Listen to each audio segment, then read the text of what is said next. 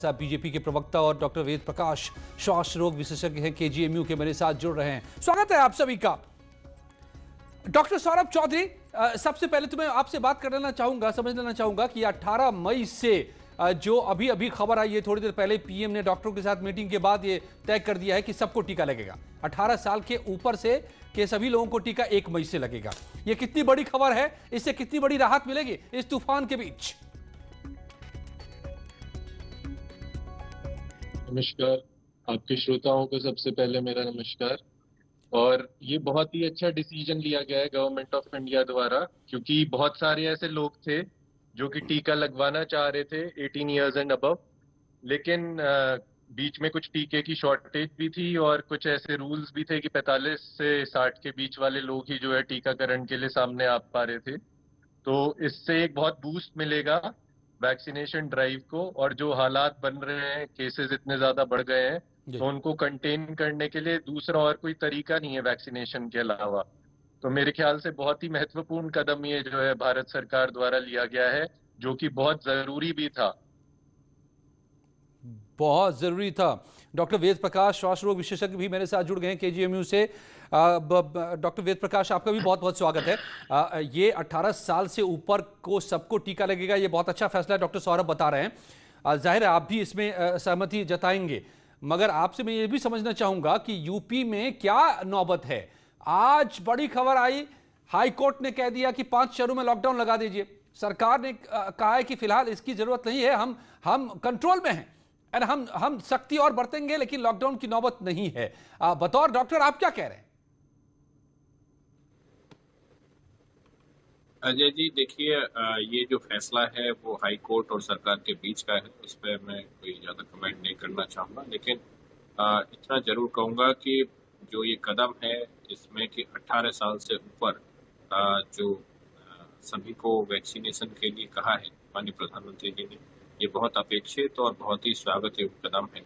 और इससे निश्चित ही हम लोग एक बड़ी पॉपुलेशन को, और खासकर उन लोगों को जो कि फील्ड में है, जो वर्किंग है, जिन लोगों के कंधों पे अभी जो आजीविका का भार रहेगा, वो ज्यादातर लोग इस एज ग्रुप में भी आते हैं। और इस एज ग्रुप को इम्यूनाइज करना एक बड़ी प्राथमिकता होनी चाहिए थी, और इसके लिए ओपन हुआ है। तो मैं कहूँगा कि बहुत ही स्वागत योग्य कदम है। और जो शक्ति की आवश्यकता है उसके लिए भी प्रदेशों को जो कहा गया है, प्रदेश सरकारें उस पर निर्णय लेंगे। और प्रदेश सरकार अपना आकलन कर रही है, वो एक्सपर्ट से भी बात कर रही है, उनके पास एक्सपर्ट ग्रुप भी है, और सारे पहलुओं को देख करके उत्तर प्रदेश सरकार जो निर्णय ले रही है वो निर्णय जनहित में होगा निश्चित ही, ऐसा हम लोगों का भरोसा है। और हम लोगों को जो भी अपेक्षा की जाएगी डॉक्टर से, डॉक्टर कम्युनिटी से, बड़ी संख्या में लोग इसकी चपेट में आए हैं, मेडिकल के स्टाफ भी, और सभी स्टाफ को भी इसमें वैक्सीनेट हो जाएंगे, इससे ऐसा हम लोगों की अपेक्षा है। और पहले से ज्यादा बेहतर तरीके से, ज्यादा तैयारी के साथ और ज्यादा सुरक्षा के साथ हम लोग जनहित में पुनः मरीजों की सेवा में सब लोग सामने आएंगे। ये मैं आपको विश्वास दिलाना चाहता हूँ। बिल्कुल डॉक्टर वेद प्रकाश और डॉक्टर सौरभ चौधरी, मैं आप दोनों के पास लौटूंगा कुछ ही पलों बाद, और मैं एक सवाल आज समझना चाहूंगा आप लोगों से। मुझे ऐसा लग रहा है, लगातार मैं आप जैसे लोगों से बात कर रहा हूं, और कोरोना को मैंने भुगता भी है और साल भर पहले ही, और अब देख भी रहा हूं हर आंकड़ों को करीब से। मुझे लग रहा है कि अब ये सवाल रह गया है क्या कि कोरोना पॉजिटिव कितने हो रहे हैं, सवाल यह है कि उससे हम कितना फाइट कर ले रहे हैं। क्योंकि जिस रफ्तार से अब कोरोना बढ़ रहा है, क्या अब इससे बचे रह पाना कब तक, इससे मुंह चुरा कर घर में छुप के बैठना कब तक मुमकिन है, या इससे दो दो हाथ ही करना पड़ेगा? लेकिन विक्रम सिंह साहब, आपसे मैं समझना चाहता हूं कि इस तूफान को लाने वाले वो लापरवाह जो आज भी कह रहे हैं कि नहीं मैं तो घूमूंगा, खुली हवा में सांस लूंगा, जो कह रहे हैं कि नहीं हमें तो सबसे पहले बोतल चाहिए, लॉकडाउन तो बाद में, उनका क्या करें? अजय जी, अनर्गल प्रलाप है ये और गैर कानूनी हरकत है। इनके खिलाफ सर्वप्रथम अगर 151 के अंतर्गत कार्रवाई की जाती है सीआरपीसी के, और इसके अतिरिक्त जो और भी कार्रवाई है, जो पुलिस से जिस महिला ने और जो उनके पति ने पुलिस के साथ दुर्व्यवहार किया, धारा 332 आईपीसी की कार्रवाई होनी ही चाहिए। ये इस तरीके का उदंड और अनुशासनहीन व्यवहार अपेक्षा नहीं की जाती है। शिक्षित हैं, देश की राजधानी से हैं, उनसे और ज्यादा जिम्मेदारी की अपेक्षा की जाती थी। और ये कहना, और मैं तो सबकी से कहूंगा, जहां भी भीड़ इकट्ठा होती है, आप ये देखें कि हमारे आदरणीय डॉक्टर सौरभ चौधरी जी ने, डॉक्टर वेद प्रकाश जी ने बिल्कुल स्पष्ट मंतव्य दिया है कि जो कोविड अप्रोप्रिएट बिहेवियर है उसके अनुरूप हमें व्यवहार करना है। और जो इस तरीके की शराब की लाइन बनेगी और पुलिस कोरोना वॉरियर्स के साथ हम अभद्र व्यवहार करके खुली हवा, अरे खुली हवा नहीं, इस जो आप हवा सोचे इसमें जहर घुला हुआ है। अगर बिना मास्क के जाएंगे, सोशल डिस्टेंसिंग नहीं मानेंगे और मास्क नहीं लगाएंगे तो इसके लेने के देने पड़ जाएंगे ये।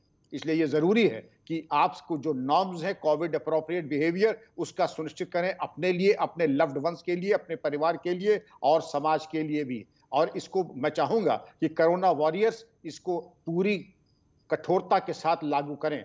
अजय जी, आपको मालूम होगा कि हमारे डॉक्टर्स ने 757 की शहादत हो चुकी है, कोरोना वॉरियर डॉक्टर्स की।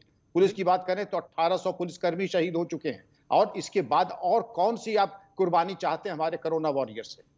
बिल्कुल प्रियंका गुप्ता, तो क्यों नहीं सरकार अब हर दर्जे की सख्ती बरते? अगर 1000 रुपए, 10,000 रुपए मास्क नहीं पहने पर जुर्माना वसूला जा रहा है तो क्या गलत है? ऐसे लोगों से क्यों नहीं इसी सख्ती से निपटा जाए?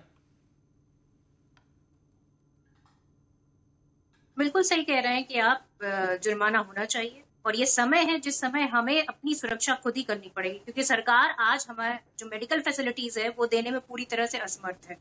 काला बाजारी इस कदर बढ़ चुकी है कि आप एक जो टेस्ट 600 रुपए का होता था, वो जो RT-PCR टेस्ट होता है वो 1600 रुपए में हो रहा है। रेमडेसिवियर जो इंजेक्शन है उसकी कीमत आज काला बाजारी के तहत 35, 36, 40, 50 जितने में जो बेच पा रहा है वो बेच रहा है। सरकार हाथ पे हाथ रखे बैठी है। अस्पतालों में कहीं किसी को कोई एडमिशन नहीं मिल रहा है। लंबी कतारें हैं। जिनके पास पावर है, जिनके पास पैसा है, उनको तो कहीं ना कहीं से कुछ मिल जा रहा है। बाकी जो आम आदमी है, जो गरीब आदमी है, वो तड़प तड़प के जान दे रहा है। और शमशान घाट में भी वेटिंग है। आप अस्पतालों की वेटिंग छोड़ दीजिए, इस समय शमशान घाटों में भी जो है वेटिंग चल रही है। तो वास्तविकता ये है कि इस समय प्रत्येक व्यक्ति को अपनी जिम्मेदारी खुद ही लेनी पड़ेगी, क्योंकि सरकार ने कोई जिम्मेदारी नहीं ली है। अभी कोई जिम्मेदारी नहीं ली है। किसी तरह की कोई काला बाजारी के लिए कोई इंतजाम नहीं हुआ है। खुल्लेआम काला बाजारी चल रही है। आप किसी से भी पूछ लीजिए। मनीष शुक्ला जी इसका जवाब देंगे कि और आप ये देखें कि उत्तर प्रदेश में 7 गुना बढ़ चुका है इन्फेक्शन, और पिछले 10 दिनों की बात बता रही हूँ। और पश्चिमी उत्तर प्रदेश में गांव में हर जगह ये फैल रहा है, पर उसके लिए कोई इंतजाम नहीं किए सरकार ने। आज ये लॉकडाउन की बात जब सामने आई है तब समझ में आ रहा है कि मनीष शुक्ला जी, कोई रूल्स, कोई इंस्ट्रक्शन कुछ भी नहीं थे। ठीक है, मतलब मैं प्रियंका गुप्ता जी की बातों में बहुत सारी राजनीति हो सकती है, लेकिन हालात दिन पर दिन बेकाबू होते जा रहे हैं, ये भी एक फैक्ट है। मनीष शुक्ला जी,